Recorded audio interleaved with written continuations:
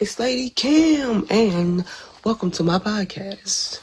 So, this was I hope you guys are doing wonderful. I wanted to share with you my first time doing the 21 Daniel fast. Ooh, baby. Ooh, it was rough. It was, I would say the first 2 to 3 days were the hardest. But after that, it was, because I used to be a vegetarian, and I was a vegetarian like a year at a time, and I did it twice a year at a time. So eating just veggies and fruits is was something familiar to me. But after you go so long with eating meats and chips and kind of eating a little on the unhealthy side, to go back to eating nothing but veggies and fruits, oh. I used to think my mistakes was who I was. The devil is a lie, killing all that he loves. Used to walk around the world with a bunch of pain. Ain't what I wanna be, but I can't complain. Used to think my mistakes was who I was. The devil is a lie, killing all that he loves. Used to walk around the world with a bunch of pain. Ain't what I wanna be, but I can't complain. You can't tell me that my God ain't real. I don't care how they feel. Yes, I got a testimony, cleanse me like he chlorophyll. Taste the fruit, no orange peel. Those first 2 3 days, I think is your body like, what is this? What are you feeding me? And your stomach be crazy, you be tired, baby. So I wanted to share that experience with you guys. And for those 21 days, I journaled. So I'm going to share some things in my journal, and I'm not going to share everything because some of the things are personal, for one. For two, some of these things are still brewing because I'm currently on a 3-day fast right now as I'm recording this, because I'm not sure when I'm going to put this out. So pretty much looking at my journal and my notes, day 1, 2, 3 was I had some annoyance, some things that annoyed me. So I continue to be in prayer. So what I wanted to share with you, I was reading, this was day 4. And according to my notes, I was very annoyed, overwhelmed, and frustrated. So if you guys never fast before, when I tell you it's so many breakthroughs that happen and you real life get closer to God, it's something about, what do you call it? Your flesh, not feeding your flesh, and praying and being in the word, like relentless, you know what I'm saying? And starving that flesh. It was so many revelations that God was telling me to do, what not to do, people to not do business with anymore, people to stop talking to, like my discernment increased, and even things that I was asking God, like to answer, he answered. And day 4, y'all, this is not even day 10, this is day 4. One of my prayers were answered. So, okay, I had a rough day at work. I came and got Chipotle, and I can't remember exactly what day I prayed this prayer, but I want to say I prayed it again on day 4 of the fast. And my question was, why, God, why did you take my mother away? Because I always wondered it, but I don't think I really just asked him outright. I always wondered why and try to make sense of it, and I just really feel like she was still supposed to be here. Like she was taken too early from me. And so I'm going to read to you what I wrote in my journal. I asked God, why did he take my mom away from me? Later that day, when I was on TikTok, I came across a video with Tabitha Brown. And she was talking about the birds and learning how to fly. And that, okay, I'm going to just, because I was writing, I'm going to just tell y'all. So when I asked him the question later on that day after I came home from work, I'm doing my normal after work scroll on social media. And I came across a Tabitha Brown video. And you know how sometimes when you watch something or read something, it kind of sticks out and pokes out at you. Even when you're reading the word, it'll just mirror something that you're going through, or it really speaks to you in your current situation. So this is what happened when I was watching this particular video, and it was Tabitha Brown. Shout out to Tabitha Brown for being obedient. So it was a video she was talking about on how birds learn to fly. And she was like, they're in the nest and the mom bird just knocks the baby birds off the nest to the ground until they eventually learn how to fly. And, you know, she would feed them, whatever, keep knocking them off the nest. They would fall, hit the ground. And she would keep doing that until they learn how to fly. So she was like, so the job of the mother is to nurture and feed the child until they learn how to fly. And I said, oh my God. So I want you to catch that, because it was so deep, such a deep revelation for me. I wasn't even expecting God to answer me through a TikTok. But it was just mind blown, because I literally that day, I asked him, I remember now that day I asked him, like, why did you take my mom away from me? And the answer was in a TikTok video. You know, the job of the mother is to nurture the child until they learn how to fly. So that was a prayer that was answered the 4th day of my 21 Daniel fast.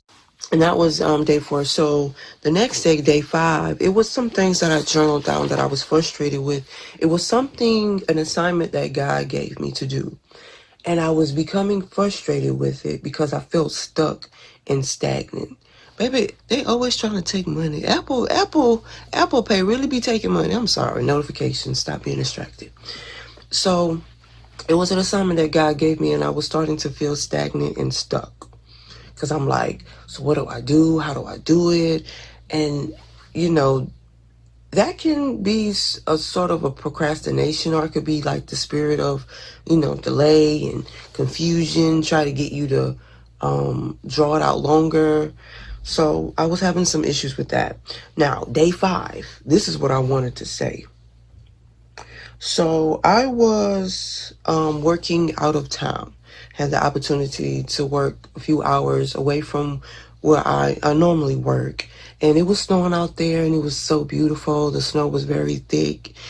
And it reminded me of when I was working in Colorado. So this was like easy money for me. So that was pretty much my day 5 to sum it up. According to my journal notes, I was mainly frustrated and felt stuck on what God was wanting me to do on a certain task. So day 6, this is what I wanted to share with y'all, day 6.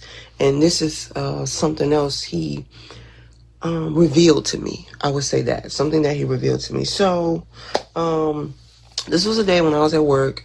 I got back earlier. I got back earlier than usual. And I was like, okay, I'm going to go to the ATM. I'm going to get cash and put it aside for my dentist appointment. And, you know, basically I was planning on buying some food for my fast. Because I was buying bit by bit to make sure like my fruits and veggies don't spoil, because I had to end up throwing away some fruits because I was buying so much at a time. So I started to buy them a couple days at a time. So anywho, I get off early. I'm excited. It's daylight outside. I'm like, okay, we about to get stuff done. And I was really frustrated with my place of employment because I was always getting back at like 7 o'clock or sometimes 8. And it wasn't even peak season, and I'm getting back late. So I was frustrated with that, and I see that numerous of times in my journal. So anyway, I get back early. Water break. So I get back, it's still light in the sky, I'm excited. So I pull up to the ATM, and for some reason, it's not giving me my money. So I'm like, let me check my balance. So I check my balance on my app. I'm like, well, I got the money. I was like, well, maybe I pressed the wrong button. So I did it a couple more times, and I forgot the message that it was telling me. So I'm sitting here, I'm mad, I'm frustrated. I'm like, okay. So I pull up and I park and I call customer service. So as I'm calling customer service, I'm looking at people pulling up in the ATM and they getting their money. So I'm like, well, wait a minute. I'm on the phone with customer service. They was like, okay, we're going to try to reset or do something. And I'm like, okay, so by this time there's other cars in the drive-through ATM. So I pull up behind them and I'm literally seeing the ATM spitting out money to them and them getting the money and pulling off. So I'm like, okay, well, maybe it was some type of, I don't know, mysterious circuit, electricity field, Bluetooth corruption, scepter down or something like that. I'm thinking of everything because I'm like, why would it not work on me and everybody else getting their money? So I put up to the ATM with customer service on the phone still. And same thing, nothing happened. So I attempted a couple more times and nothing happened. So I'm like, at this point, I'm getting a little frustrated because I'm like, yo, I done seen about 2-3 people get money out the same ATM machine that I'm trying to get. And I'm like, the representative reset something and she told me there's no type of hold or security fraud on my account, that my account will be frozen, not to be able to use the ATM. So if nothing's going on with my bank card and nothing's going on with this ATM, what's going on? So right now I'm like, okay, well, just tell me where's the nearest ATM, where's the next one? She pulled up an address and I'm like, ma'am, that's where I'm at right now. So I'm still being kind and respectful to her because a lot of times we have a habit of getting upset at a person that we're talking to when they're not the issue, right? So, she's being nice and patient with me. I'm being nice and patient with her. So she redirects me to another ATM that's maybe 5 minutes away from where I was. So I'm like, okay, thank you, blah, blah, blah. So at this time I'm driving and I'm like, okay, God, because obviously you're trying to communicate. This is happening for a reason. And in this moment, instead of me being frustrated and being mad and upset, I need to know why this is happening. Why am I not able to get my money out the ATM? I'm not trying to spend it on something stupid. I'm not trying to eat it up. No pun intended. I'm trying to get this money for my dentist appointment. That's it. Because for some reason, I like paying cash for my doctor's appointments and my dentist appointments. So anywho, as I'm driving and praying and talking to him, and I'm asking him why, like, what are you trying to teach me in this moment? What is it? You know what he told me? The scripture of be anxious for nothing. I said, ooh. Because, baby, when I tell you I was anxious, I said, okay, be anxious for nothing. I get it. Okay. So I was like, okay, I'm not going to be anxious for it. I get it. If I don't, I just come out another day or actually go into the bank and get my money whenever I have an off day or whatever. So I pulled up to the second ATM, do the same thing. At this point, I'm not anxious. I'm like, whatever happens, whatever. Baby, that money came out like that. I said, ooh, I got the message. And it reminded me of other times where I was anxious or I was overwhelmed. I was so frustrated. I was annoyed. And I realized in those moments, I was being anxious. And the scripture does say, be anxious for nothing. So if I'm not anxious for nothing, I'm not going to feel overwhelmed. I'm not going to have anxiety. I'm not going to be, of course, anxious but overwhelmed. It was another word I just said, but I'm not going to be that annoyed. I'm not going to be those things because when you think about when you are overwhelmed, annoyed, you have anxiety, you are being anxious for something. So if you're not anxious for nothing, you won't have those feelings. You won't get a mental block.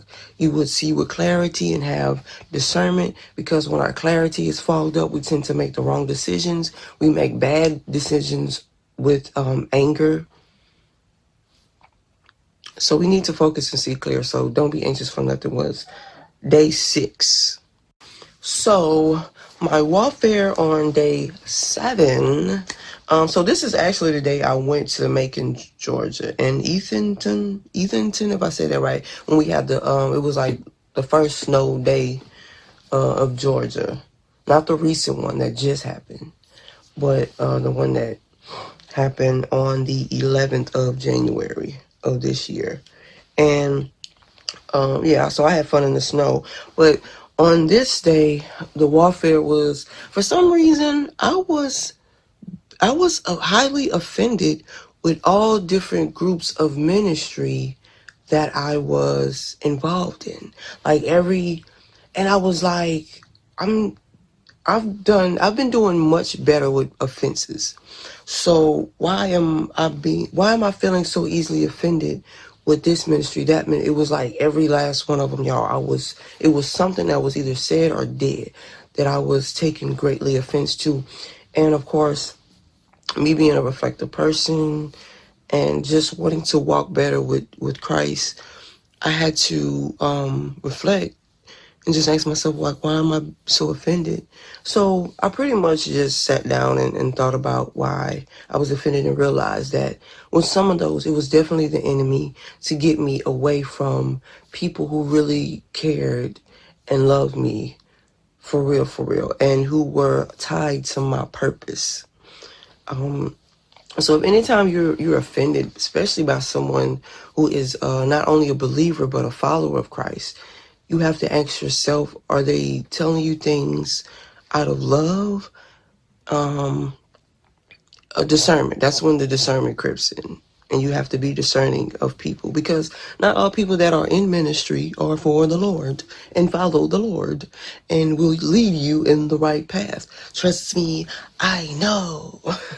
And like I say, I was offended across the board. Some of the offenses was, I feel like it was God trying to get my attention, like, hey, you're not even supposed to be over here, because they don't have good intentions.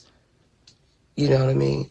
On the other hand, like I said, it was the enemy trying to get me to move away from people who have good and great intentions and that are designed and assigned to me and my purpose, and vice versa, me helping them with their purpose.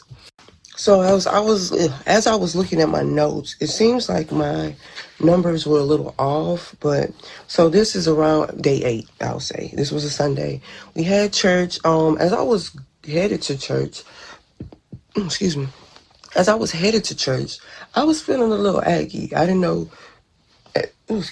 exactly where it was coming from, but I definitely remember feeling aggy because I wrote it down. And I saw one of the church members, like, okay, so every time I put up to church, I'm blasting some type of music. Most likely it's like some songs that I'm mixing and mastering. And so I'm pulling up, one of the church members get out and dancing, and then I get out and I'm dancing. We dancing in the parking lot in church. We like, oh, girl, let's go inside. So that was a fun, kind of uplifting moment. And the service was about worship. Worship. I don't know why I put a T on it. Worship. And one thing I didn't know and understand about worship was that it's really a lifestyle. It's not just, singing songs to Jesus and, prayer. It's how we treat our body as a temple. It's the walk. That's the worship. So that was something new that I learned that I didn't know before about worship. So that day later on, they told me that I was in charge of like the video media department and the website. So that was dope, and being one of the leaders in church. So that was pretty cool. And also there was elder of the church. She had a message for me. And God also, he speaks through people. So the message that she gave me was like, what I went through was not in vain. And she said, what did Jesus go after the crucifixion? And I was like, he went to Hades to get the key and set the captives free. And she was like, yes. So I was sent to set the captives free, or set the people free. And she told me not to go back and not to look back as well. And I needed that message because I was looking back on certain things that I missed. Not necessarily a person, but certain situations. I don't know if anybody has ever been delivered or taken from one space to another. I call it getting free or getting out of Egypt. In the Bible story, how they were delivered from Egypt, and they were like, oh, you gonna bring us out here to die? We could have did this, we could have had that. And they start talking about all the past stuff, all the past stuff that they had and did. And I was struggling with certain things, and I'm like, well, when I was here or there. I didn't have to deal with this or that, and I had this and that. Now I don't have this or that. You know what I'm saying? So that message really uplifted my spirits, because that's what I was dealing with, and that's probably why I was so aggy and irritable and irritated. So this was around the 9th, whatever. I had some dental work done, and I had scheduled braces. What do you call that? Consultation for my braces. And it was the first time that I cooked in a long while. I did black beans, brown rice, green beans, potatoes, and it came out very delicious. So I also had a crazy dream, and it was kind of like a geostorm dream. And I was on a bus, and I was in my work truck, delivery truck. Then I was in my vehicle. Even though I didn't panic, I saw like, I'm describing you my dream. I saw tornado swirls going up in the sky, and some of them were about to form. I saw more than one. I remember it was raining. I can't remember if it was snowing, but I know it was just kind of one of those movies where you have all kinds of destruction going on at once. I typed in my home address and the GPS at home because I didn't know where to go when I was in my car. And I do remember the dream. They had a lot of wrecks, fallen trees, and power lines. When I woke up, my auntie was texting me about going to the store or something. But keep that in mind, that dream I had, because low-key, that dream really happened in real life. And that's crazy because the fact that my visions and dreams have gotten very revelationary, if that's even a word. It is today. We're gonna make it a word today. So the next day, around the 10th, I was watching, so one of my favorite shows, I won't say one, but it's probably my favorite show. It's Abbott Elementary. And I watch it like, y'all, I don't watch TV. That's like literally the only thing I watch. And I watch it on Hulu. So I was watching and eating my Chipotle. And after Abbott Elementary went off, you know how they throw on another show right after you watch your show so you can watch another show? And it was the Wonder Years. It was the black version. I don't think I ever saw the original. But I was watching it, and it was really good. And I kind of started binge watching it. I'm finished now. I think it was 2 or 3 seasons. And I loved it. And through that show, God was also talking to me and revealing some things to me. So this particular day when I was watching it, there was a part, and if you watched The Wonder Years, or if you have watched it, you know what I'm talking about. It was a part where the daughter cried to her father and said why she doesn't get the good guys. And I ain't gonna lie, y'all, that part teared me up, because once upon a time, I had that same thought. Like, when I am submissive, when I am treating the other person with respect, I get doo-dooed on. You know, I've been in situations and relationships where sabotaging my career, breaking my laptops, my cameras, my vehicles, trying to keep me stranded and depending on them. Of course, the domestic violence, black eyes, bloody heads, like, I've been through it when it comes to relationships. So, and I always wondered why, like, I'll see some people, they married to their high school sweetheart. And, well, on the outside, of course, outside looking in, it appeared that they have a very healthy, positive relationship. And then you have others where it's all havoc and hell and brimstone. And I always wondered, like, why? And then I got older and realized that there's some things that we have to heal from. And maybe it's us attracting those spirits in other people. But if we heal from that, then we can discern, hey, this ain't who you want to be with. You don't know what it is about this person, but it's somebody you don't want to be with.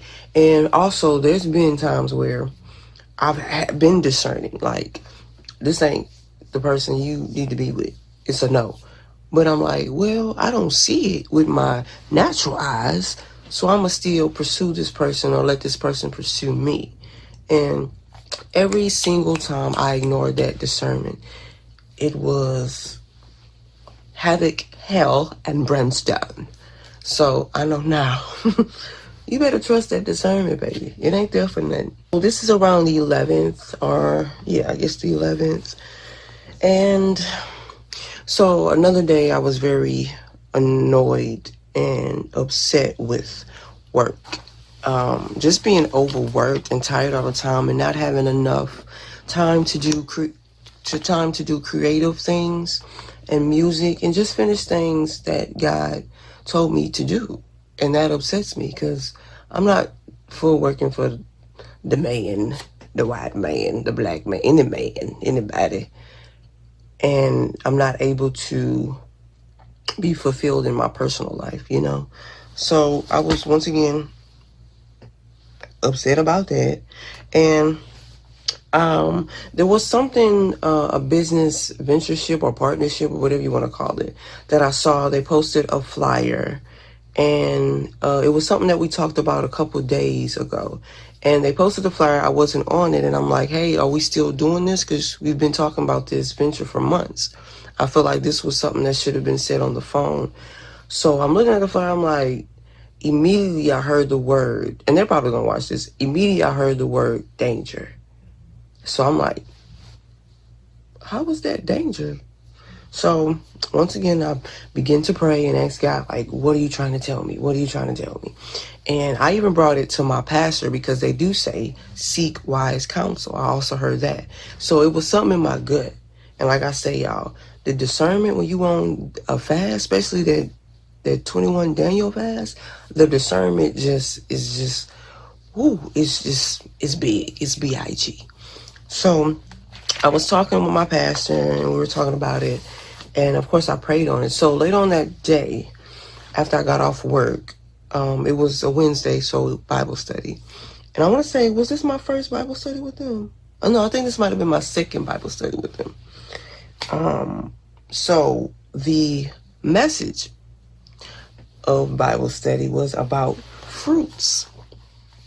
And the fruits of people and the foundation, it was in Luke. I want to say it was Luke. And the message brought tears to my eye because it was a word. And if you don't know that passage, it basically talks about the fruit of people. You might hear people say, oh, if someone's good, you know them by their fruits. What does that mean? So good people, I don't want to say good people can't do bad, but like people who are of Christ, you know, the body, like for real, not the fake ones. Good is going to come from them. Their fruit, that's their fruit. Now, someone who is bad, evil, and have those evil intentions, they're not going to produce good fruit. An apple tree can't produce an orange. An orange, was a vine tree, can't produce a pear. So if someone is bad with evil intentions, what they produce will not be for good. It may look good in the beginning, but it's not going to produce anything good in the end. So you have to sit back and see, hey, does this person, what type of fruit does this person produce? And I'm looking over the amount of time when I first started with them, even though there has been a lot of offenses that I have prayed about and looked over, some offenses you really have to reflect on and say, hey, is this God telling me something?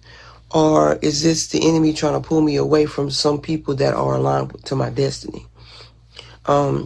So being that I heard the word danger, and there's been a plethora of other things that have been brought to my attention in the spirit, things that have occurred in the past that I've been kind of,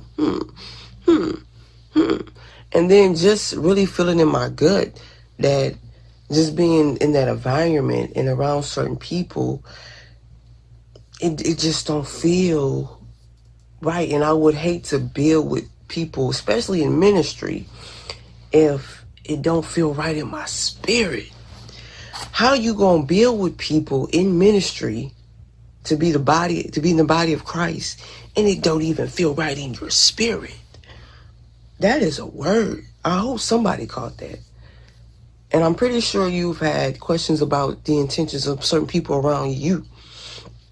Baby, the fruit, pray for discernment and look at their fruits. What are they producing?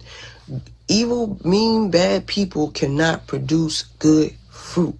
Once you know that, you can easily discern people, whether they're your spouse, your family, your friends, people that you work with, your employees, business, ventureships. This is important because you never want to be yoked or in business or in partnerships with people who are not, I'll say kingdom mind because I'm in the kingdom. So I say kingdom mind. But if y'all don't have like the same goal and the same plan, and if it ain't kingdom, if it ain't in God's will, if it ain't in God's will, bottom line, I don't want it. You could keep it. It is yours. I'm so serious about my kingdom business. So that was a big revelation because I've had that question if I should still work with such and such and so and so. And it's been a few people. And God just revealed that day. When I tell you Bible study went so hard, to me, I felt like Bible study go a little harder than Sunday services sometimes. But that was a big revelation because I like just prayed on this around the day 12-ish. This was a Thursday after the Bible study. Yeah.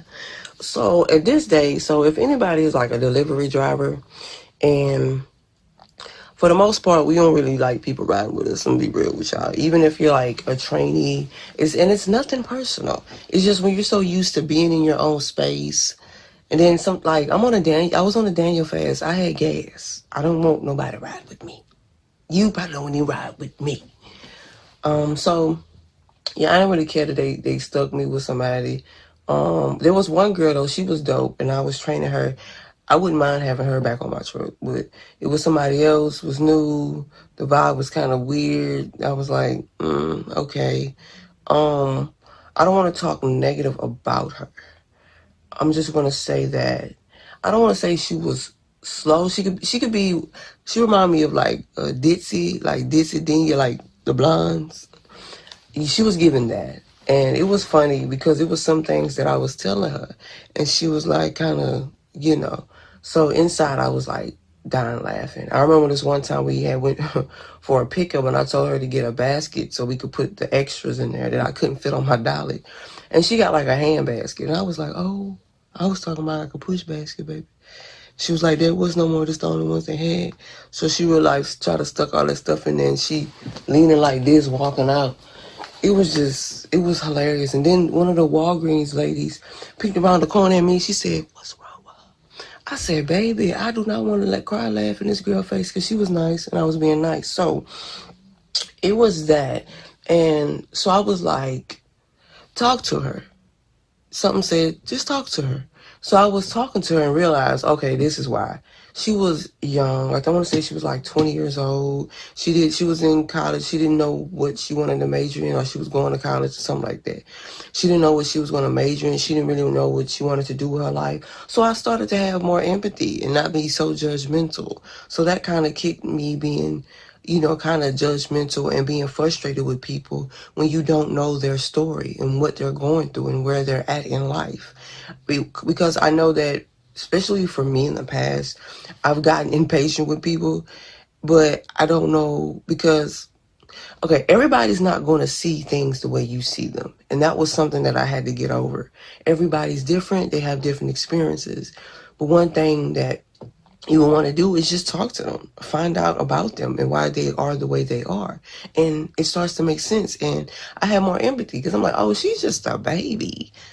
Oh, yeah, by the way, that particular girl that they had riding with me, turned out to be the owner's daughter. So that's another key point because I'm going to bring y'all back around to that. When I got home that night and I was watching the Wonder Years, it was something else that stuck out to me when she was talking to her son because they brought like some naked magazines to school trying to be cool. And he got caught with it, so she began to talk to him. But it was the way that she had patience for her son and was just explaining to him, because they were hers. But it was just the patience she had with him. And I was like, I remember when I was step parenting, I was like, I missed the mark. When it came to patience, like, I missed the mark with some things. So it just made me be more humble when dealing with people, definitely dealing with the youth. And like I say, that whole day was just learning, and that's one of the things I was fasting for, was patience with people. So by me being out in the field with somebody and having to be patient with her, then watching something on the Wonder Years, how the mom was so patient with the son and just sat down and took the time to explain. And I know a lot of times for the ones who have kids, you tend to yell, scream, holler, fuss, and just go off when all we need to do is sit down and talk to them and communicate with them. So that way they won't be so scared or ashamed to come to you when they really need to. Because that was my case growing up. I was scared to tell my mom certain things because of how she may have overreacted on certain things. Even though she always told me, don't let nobody blackmail you. Don't let nobody tell you not to tell me or they gonna hurt me or something like that. But still, I was like, yeah, I hear what you're saying, but I also see what you're doing and how you coming sometimes. So I want people to take that with y'all and keep that in mind. This was Friday around day 14-ish, you know. So once again, they had the girl. She was riding with me. We finished early, but they wanted us to help with somebody else, so we did. We still got back at a decent time. Now this day, it was Tiffany Buckner's. I don't know if you guys follow her, but I'm in her mentorship program as well, and I think it's Vision University. So anyway, she was having her online deliverance. So I don't know if you guys ever did or attended a online deliverance or just deliverance in general. So it's basically where they cast out demons. And I said, you know what, I've been doing good, but I know a lot of times our purpose or destinies can be kind of held up because we're not right. And there's certain things that our character needs molding and work on. So I wanted to make sure that I'm spiritually right before I, start helping for real, even though I'm helping now, before I get on that next level that God is preparing me for.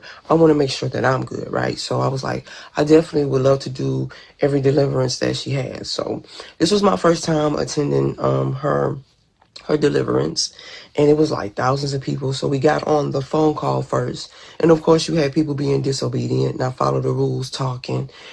So we eventually shut down the phone call and we just went to the Zoom, and they had 2 groups of the Zoom because it was only so many that could fit on the Zoom. Oh, that water good. It was only so many people that could fit on the Zoom, so we began to pray. So first she did send out like an instruction email about what to expect. Also, they had like classes and videos she wanted you to watch before you attended the deliverance, because it's, it could be a serious matter, right? Especially if you start to manifest. So it did come with instructions, written instructions as well. And so we started with prayer and worship, and they were ministering to us. So that was great. They had a lot of other ministers on there, as well as Tiffany. And when they started, it was like the third thing they called out. Baby, people, you started here. I said, already? What y'all into? What y'all involved in? They barely even said nothing, and y'all, they going crazy. Baby, spiritual warfare is real. Demons is real. Y'all out here playing and sleeping with everything. Them people is manifesting out here. They is manifesting out here. Anywho, so things that I experienced on the call was I was very cold to the point where I had chill bumps, and baby, I was sitting right by the heater on the floor. I made sure I was in a safe space, but I was sitting right next to the heater, and I experienced being very cold, and I had chill bumps on my body. Also had a runny nose. I was coughing, yawning. I almost threw up.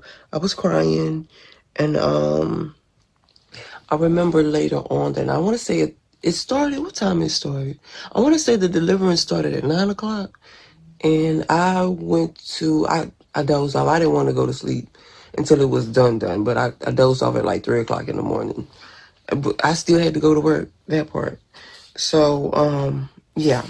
And when I woke up, they were done. I was like, So the commands that I felt something manifest, the ones that I remember, and this was just OM to the chi, was schizophrenia.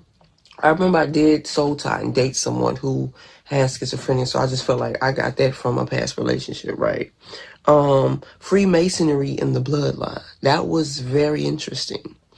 Abandonment, understood. Trauma, yep. Spiritual spouse, So those made like I said, I was feeling very cold and I was coughing. Yeah, baby, but when I had woke up, they were still casting out demons. I said, look, good night, everybody. So they were still on the call round 3. I don't think it was done at that time. I said, look, I got to go to work tomorrow. God bless everybody. But baby, if y'all still struggling with something, it's because y'all don't want to let go of whatever sinful thing, sinful nature, idolatry, whatever, unforgiveness, all that. You're not trying to let it go. You're trying to hold on to it. Because it shouldn't take that long for a spirit to come out of you once they hear it. So I do recommend deliverance for people. And, just make sure you're ready. But there are like different things you could do to prepare yourself. And being that I was already on a Daniel 21-day fast, I said, hey, this is a perfect time for deliverance. So that was my Tiffany Buckner deliverance experience testimonial. And that was around the 14th day of the Daniel fast for me. So the next day was pretty much a regular day. I was in my truck by myself. It was a Saturday. And I scheduled my first video shoot of the year. It was going to be on the 27th. I scheduled it on the 27th, which is my mother's birthday. He eventually rescheduled it to, when did we shoot? We shot before then. That's all I know. We shot before then. And what else happened that day? Yeah, that's not really interesting. So there was something else. It's personal, so I'm not going to speak on it because it's kind of still developing. I might eventually come back out and say it, but it was something that I was working on and doing, and I had a setback from that. And just learning when, if something is not working out, to do something else that needs to be done and check something else off the checklist instead of being upset about what's not working out at the time and not causing that to get you hindered up with not being obedient with something else. So that was that lesson for that day. Now, this is around the 18th. It was a Tuesday on the 21st of January. The day started out great.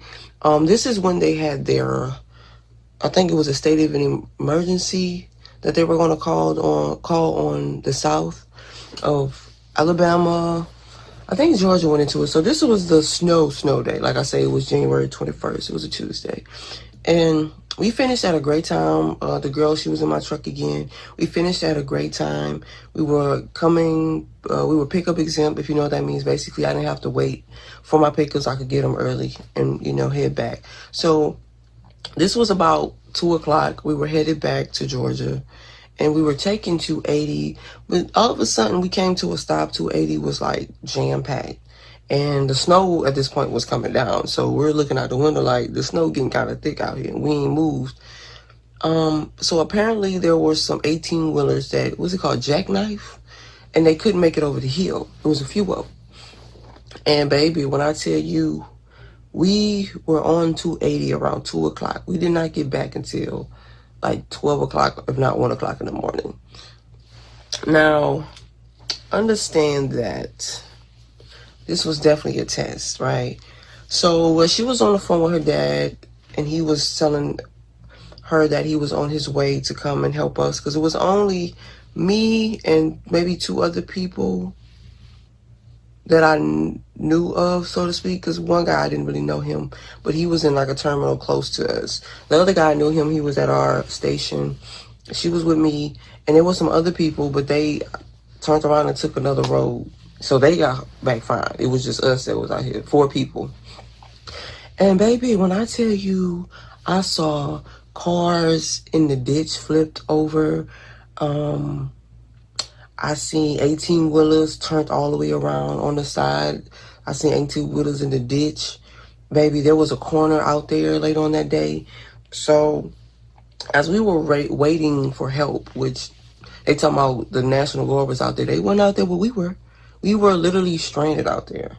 And I was on I think I was in the church group chat, and they decided to call me, and we were on video call. And big shout out to Glow, man, because baby, that's all I could say. I needed to laugh, and we were just having so much fun and laughter in the video chat that my nerves wasn't even bothering me. That's why community is so good. They like to doodle on church, baby. Find you a good church, baby. Find you some community. That's gonna be a whole nother podcast. But find you some good communities, baby.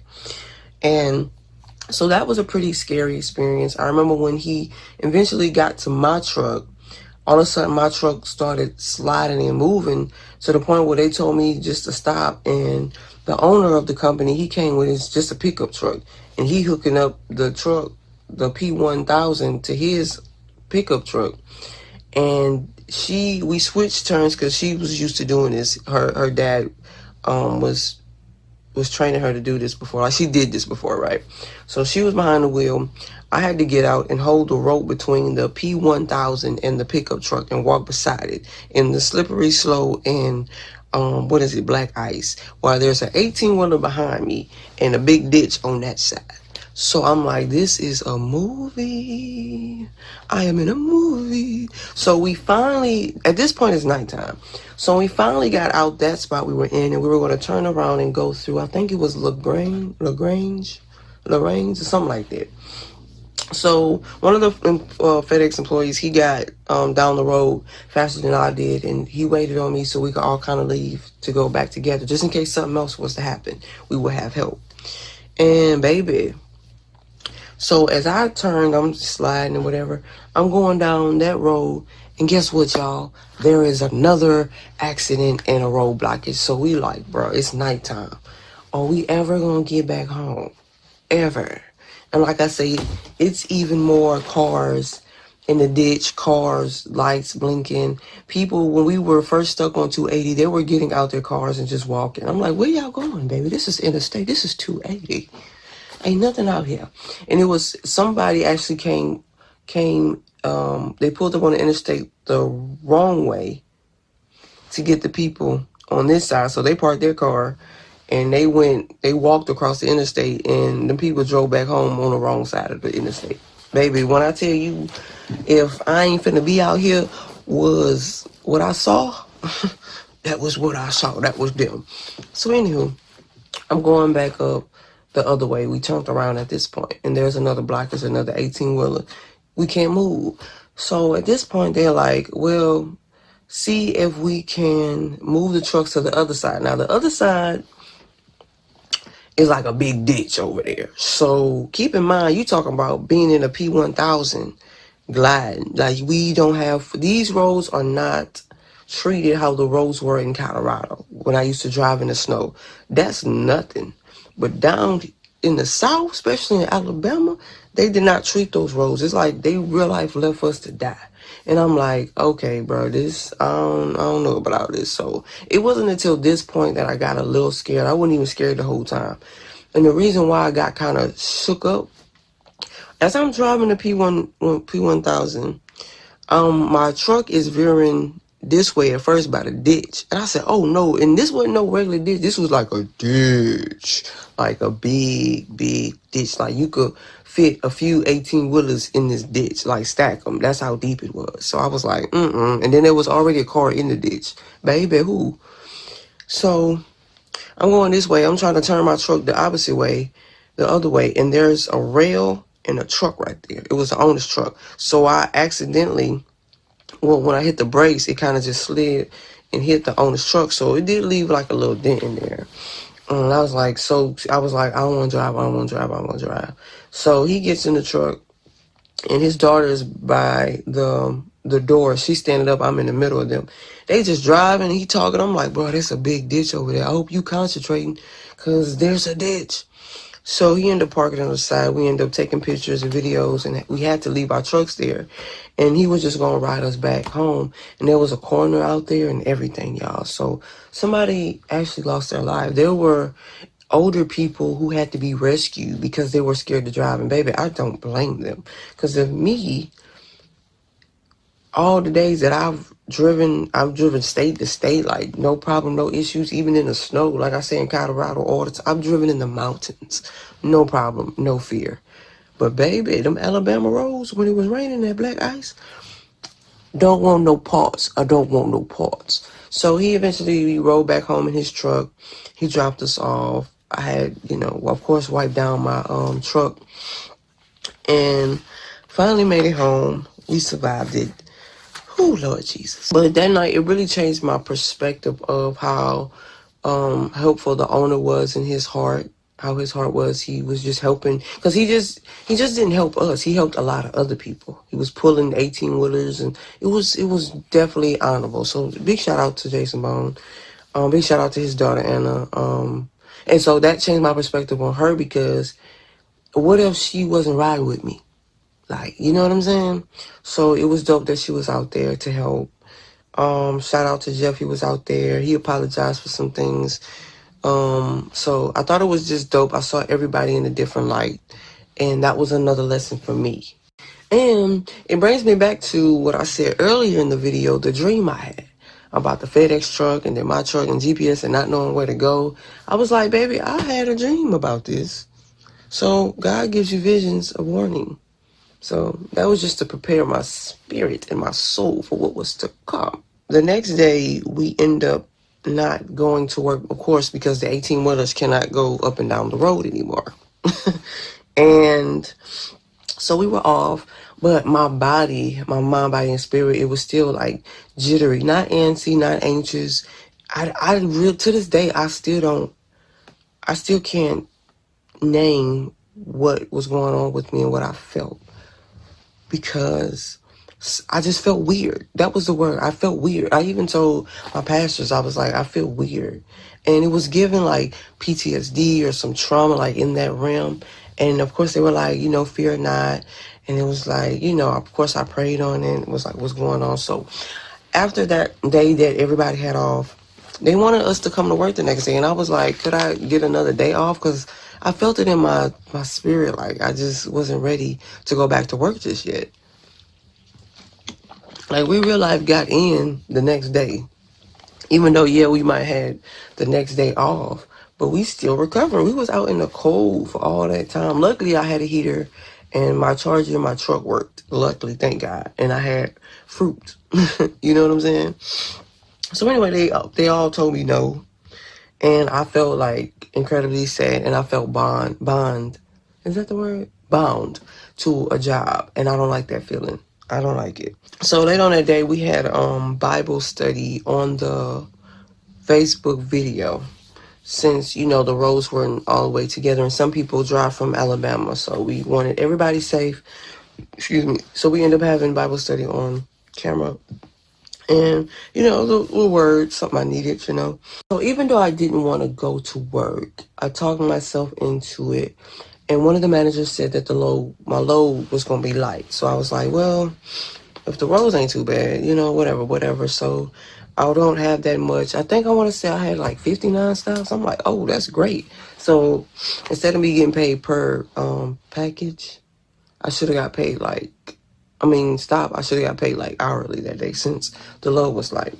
Anywho, I began to leave out, and down the street there's this ice. It's just ice right by the railroad track. And I'm looking, and I already see like 2 cars in the ditch. And further up, like some cars on the side of the road, and the police are out there. And I'm like, oh, so I panic, I hit the brakes, and I end up going off the road. At first, I was headed to the ditch that everybody was in. I said, oh, no. And I turned my wheel, and I slid off. Baby, when I tell y'all, I had a panic attack. And I was more so mad at myself that I didn't listen to my spirit and what I was feeling. Because if my spirit was telling me, you're not ready to go to work, regardless if they told me yes or no, I shouldn't have just went in. But there was a lesson in that, and it revealed that these people don't care about you. This company don't care if you was to live or die. Baby, I almost died twice that week, bruh. Nah, you talking about PTSD trauma. Baby, I had a panic attack. I was crying. I was angry. The police officer that came to me, she had no empathy skills whatsoever. She wrote me a ticket and sat it in my lap as I was crying, like, whatever N-word. The other manager came out there. He was okay. The other one, he don't know how to deal with stuff like that. And it was just a real life, nobody cares for you here. Like, for real, for real. Or at the ones that was outside at that point. They don't really care for you. Baby, you could have possibly died when you was on 280. And you could have possibly died then. Luckily, God sent you off the road even before you got out. So you can only imagine how some of them roads would have been when you made it to Alabama. If you would have made it to Alabama. So it was a blessing in disguise, but I was definitely triggered. Definitely triggered. So I was shaking. They had to walk me. They got all my stuff out the truck and brought me back to the station. I called my auntie. She came, and I just followed her because I didn't want to leave my car there because I'm like, I ain't trying to come back here for my car. I want to drive my car to the house. So I ended up driving my truck to the house. I followed my auntie, and I felt better. And I went home, calmed down.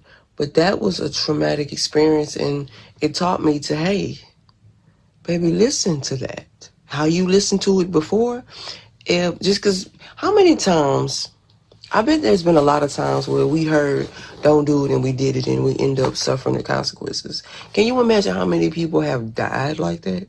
Because they didn't listen to the Spirit or the Holy Spirit or God telling them, don't do that, don't go there, don't be with that person, and they did, and they end up dying by that person, or dying going with those friends, or just end up in jail in a bad predicament situation that is hard to get out, or they just didn't get out that situation. So that taught me to, hey, that what you felt right there, you should listen to that.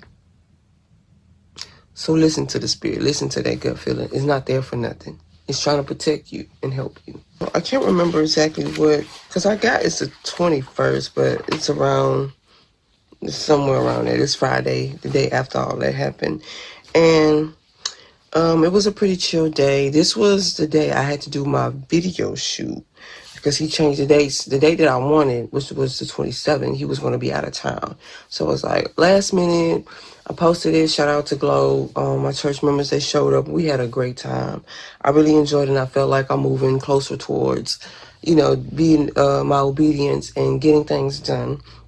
And, of course, the podcast was on my mind, too. And I was looking into equipment to get my equipment for my podcast this podcast to interview other people. Because I could do it by myself, but there are some people that I have came in contact with and encountered beautiful testimonies. And I really want to share that and get that out to the world because they're going to change lives. You guys are going to see when I bring them on here, is and will. They're going to change some lives, and I'm so excited for you guys to hear their testimonies. This is Saturday when we actually did the video shoot. Friday is when he was telling me we had to do it on that Saturday. And because I had to do my hair, cut it and re-dye it, pick out something to wear, and kind of get a storyboard. So, shout out to Big Cousin. My cousin came too, Candace. Shout out to her and my Glow Church members. So, I did experience some warfare when it came to my video shoot. Of course, you gotta have that warfare. It ain't fair without warfare. So, I GPS, because I only been to the Riverwalk like one time when I was scouting Friday. I was scouting different areas that I wanted to shoot. And I went to the Riverwalk and I took pictures of the area that I was in. I was like, I could shoot this scene here, that scene there. And I did scouting, because I went to college for video production, so I kind of know how things work. And I was like, this is so cool. I get to scout for my video shoot. And I'm out there looking around. It was pretty cool out there. So the day of the shoot, I was GPSing the Riverwalk. Baby, it took me to a whole nother river. I said, wow, I'm glad I left early. And then I realized that my pants, by the cooter part, it was split. So I got a big hole in my pants. And I'm like, man, I left early to get some thread or, what's it called, those clothespins? But I'm like, having a clothespins right there might not be the best idea. But, so I found this Dollar Tree And I got those clothespins. I got, if I'm saying clothes, I think it's clothespins, like the metal ones. I got those. I got a stapler, some staples. I got some thread. If I would have had enough time, I would have just threaded together. I know how to, sew up something. But I ain't have a lot of time. I'm literally driving to the shoot, right? So I got that. I'm in the car. Like I said, when I GPSed it, I ended up at the wrong place, but they did have a spot where I was like by myself. So, taking out my jacket, and it was like a all-in-one. So I had to take the top part off. I'm in the car by the, stapling up the middle part, making sure it looked decent. And I fixed that, and I'm headed to the correct place. At this point, I'm headed down there, and I'm like, wait, I left my Bible. Because the Bible was one of the props, and I wanted my Bible in the video. So I had to go all the way back home, get my Bible, and drive all the way back to the shoot. Like I say, luckily I left out early, so I wasn't late. I was there. I waited on the videographer for about a few minutes. He pulled up. We found parking in the parking garage, and we started to shoot our scenes. Well, my solo scenes. My cousin Candy, she pulled up. Thank you, Cools. You know. She pulled up. She was helpful. She recorded some stuff with us. Matter of fact, she ended up being in the video, and she just came to support. She ended up playing a role in the video, so thank you for being a great sport for that. And it was nice. I really enjoyed everybody. We had fun. This Word Don't Change music video coming soon. World premiere. That message that day was mainly support. Those who genuinely support you. That's it. That's the message. You have people that say they support you, but they probably never came to nothing you did. They might share some stuff, but it's like, you could tell when people truly support you and people who say they support you but really don't. So that was the message in that, is support. And I remember another time, my Glow fam, they showed up to one of my performances with Lady Cam t-shirts. I thought that was so dope. So big shout out to my Glow fam and my cousin. So guys, after my video shoot, it's now Sunday, and this is the last day of our fast. So the fast ended 7 o'clock in the morning. So church, I had to be at church for like 10:30 for leaders and, media. And time to get something to eat. I said it's time to get something to eat. What you eating in the morning? So I went to the Waffle House. I got some scrambled eggs, grits, and bacon. Then what did I have to drink? Probably water. I can't remember.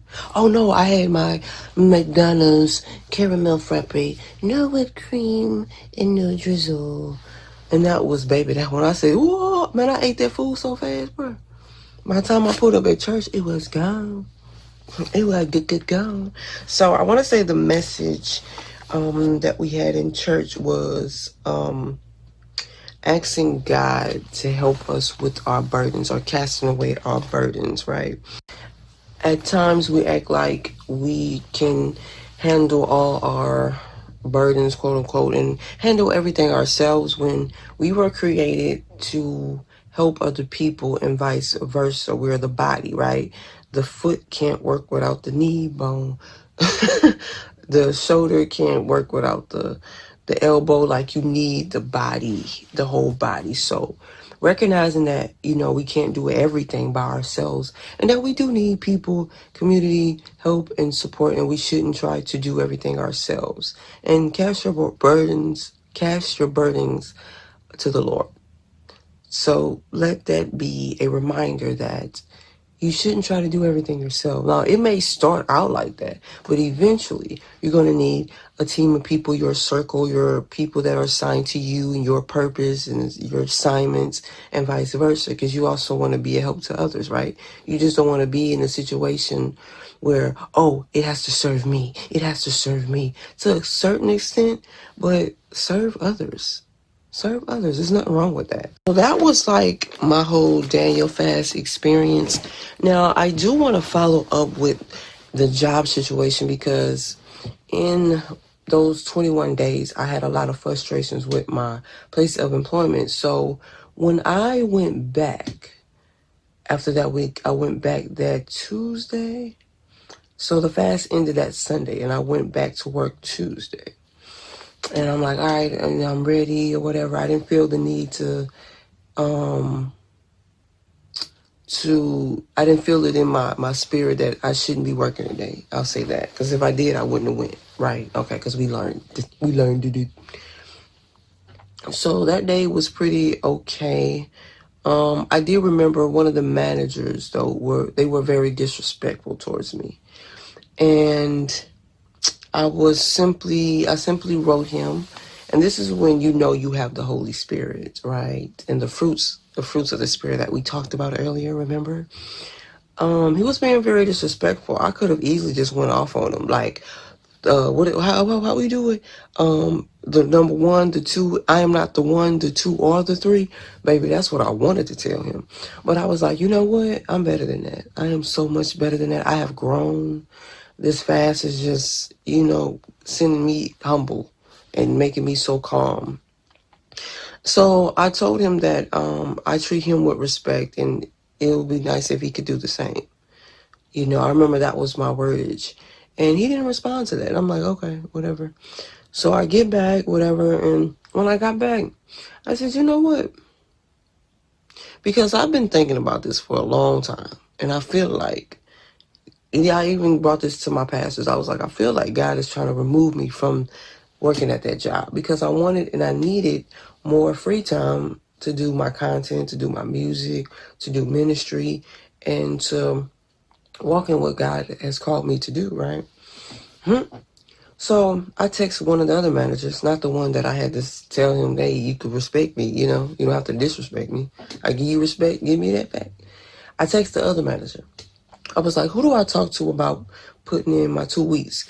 Mind you, those days that I was off, I was filling out every application there was on Indeed. Baby, I was going to be it, baby. I was, what? You hiring? Yes. Hey, I was going to be it. Because like I said, I felt like God was pulling me away from that based upon what was, the 280 incident and then me sliding off the road and how they really didn't care.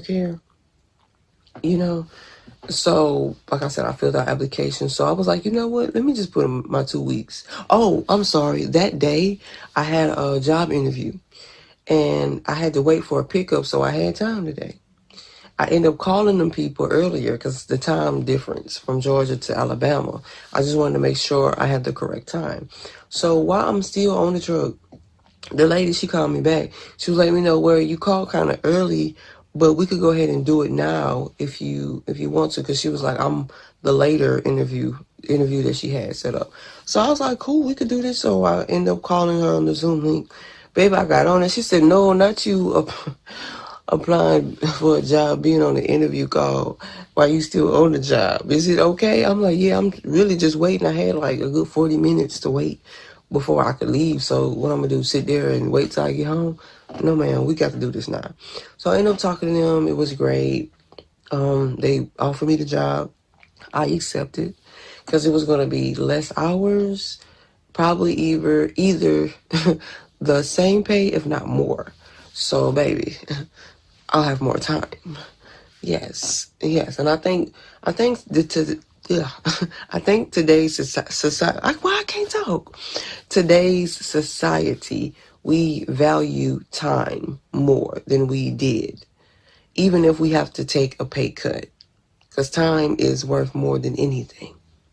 Just ask anybody that has ever lost someone like me. Time is everything. So when I got back to the terminal, I text one of the managers, how could I put in my 2 weeks? Because I wanted to do it right, because they did ask me, are you going to put in 2 weeks? Or I was like, I'm definitely going to talk to my manager. But I told them I also don't want to lose the position with y'all. And she was like, well, you have the position. It's going to be there for you. No need to worry. I was like, cool. So he was like, well, let's talk in the morning. I said, cool. Baby, why the other manager the next morning come to me? You want to talk to me? In my mind, I'm like, no. But I was like, oh, well, I talked to Rodney about it. But I was asking him, who do I talk to about putting in my 2 weeks notice? So he was like, oh, follow me. And he brought me away from, like, I guess where everybody was and talking to me outside the gates or whatever. Not the gate, but away from the trucks and the people. He was like, well, since you put in your 2 weeks, no need to string it along or make it any longer. I could let you go now. And I was like, I know he was being petty and mad and upset, but ain't nobody care. You giving me more rest. Thank you. So I was like, okay, that's cool.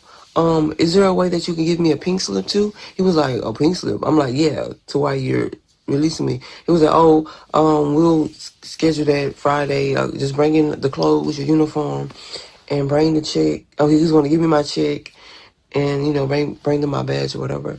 So, anywho, I was like, okay. So, I went back on the truck to get my belongings. And some of the package handlers, I passed out my flyer, like, here. Anywho, I go home. It was a great day. I rested. I got up, got out, got some. I think I got Chipotle that day. I can't remember. Or some JD wings. I don't know. But then I thought, I'm like, that check, they probably not going to pay me a lot. So Friday came. I did that. I ended up having to take my auntie to the emergency room. She wasn't feeling good. And I ended up getting my check and my stuff. So, after that, I got my check. It was low. And luckily, I had cash on me because when I deposited in my account, I wasn't able to use it right then. So I was like, bruh, here we go with this. Then I was like, calm down. Be anxious for nothing. It ain't like you don't have it. You have it. You just got to wait for it the next day. And so I was doing like Uber Eats and stuff like that. So that was going great with the Uber Eats here, to make up for what they didn't pay me for. Because normally they would have just did PTO to cover those days, but they want to be petty and mean and greedy. But, I did the right thing. And at times we do the right thing and we get I don't want to say the wrong answer or consequences. Like we end up suffering from someone's evil doing, from the bad people, and it's encouraged even in scripture to do good. Like, don't faint not because you're not getting the promotion at work. You're doing good. That doesn't mean do bad because you're not getting those results. Because, baby, God is the one that promotes us, not man. I mean, he does it through men, be the vessels, but he can whisper in anybody's ear to say, hey, pick this person. And, if they're obedient, if they're not, then he going to pick somebody else to do that. Choose this person. Elevate this person. Put this person on this platform. And that's why it's so good, because God sees all. So that's why it's so good for us to be obedient to his word and what he tells us to do. So like I said, I felt good because I did the right thing. And if God allowed this to happen, it must be for a good reason. And I wasn't tripping too much either, because I was like, I got onboarding with my other job that Thursday, which would have been like the next day. So onboarding canceled, and then we scheduled the next week. So I was like, bruh. So I real life have to do Uber and Uber Eats, just to get some extra cash flow. With that being said, I end up almost feeling stuck and stagnant again when it came to the podcast and getting my equipment, because that check would have been my podcast equipment check. So I got slightly upset with that and felt a little stuck. And I said, wait, why am I sitting here feeling bummed when I could just gas up my vehicle and make the money? So I ended up buying all the equipment. I can't wait. They should be in a couple of days, a day or two. I'm so excited. I already have the building, and like I said, I can't wait for you guys to hear these people's testimonies. It's going to be amazing. Definitely life-changing for them and for my viewers. So I know that it was a long episode, but I really had to share it to you guys. My 21 Daniel fast. And there was some other things in there, because real life, I have 4 things that I'm on the breakthrough of, and they're all in the last stages. Like, can you imagine the warfare that I have been up against during this warfare? And some warfare is still going on now. Like, real talk. Faint not when you do these fasts. Is the warfare. Like, the warfare is probably 10 or 15% food. The rest of it is other stuff that is, for one, very annoying. They don't tell you that. And that's why it's so good to have godly people around you, that are filled with the Holy Spirit, elders, wise counsel, Like, I don't even take advice for people that don't even follow the word. You don't read your Bible, you ain't got no word for me, baby. You don't have no advice for me, baby. When it comes to spiritual things, of course. I know I'm saying a lot of ums and souls, but I want to say that was it. But just faint not when you do your fast. And if you want answers, if you struggle with like sinful things, and you feel like you just can't stop, fast. The 21 Daniel fast, fruit and vegetables only. Baby, things are going to break off your life. So I'm more impatient with people. My spiritual gifts of being a minister and being more bold in Christ and talking to people about Christ has been on another level, as well as the dreams that I've been dreaming on another level, and I'm starting to understand them more. So those are just some of the things that I was praying for breakthroughs on my Daniel fast. And like I said, there's 4 things that I'm on the brink of breakthroughs from. It's right there. So I'm still pushing for. I'm praying. Like I say, we're in a 3-day fast. And I'm very excited. The warfare does get intense at times. And yeah, sometimes I was so frustrated I had to cry. Yeah, so yeah, God already won the battle. We just should be on autopilot and being obedient to his word and putting on that full armor. So thank you so much, guys, for tuning in. I hope you learned so much from this. I know it was long, but I love you. Take care. Peace. See you next time.